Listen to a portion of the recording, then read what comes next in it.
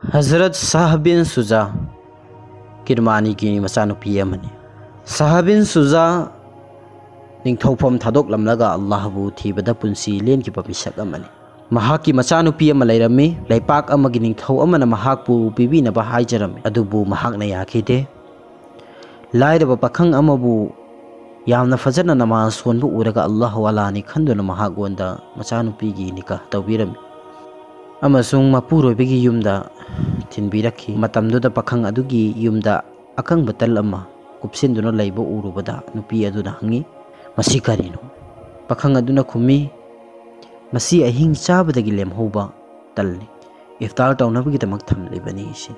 Wafam masi hek tabada nupi adu tunghanduna chatlame.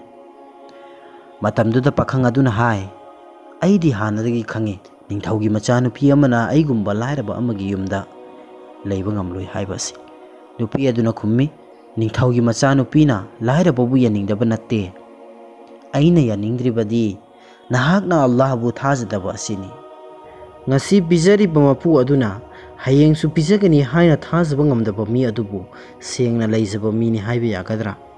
Pakhang aduna masagi asoibi yajarba matungda nupi aduna hai yum asida ai natraga tal asi leiba tai aikhoi animak punna leiba yaroi sini.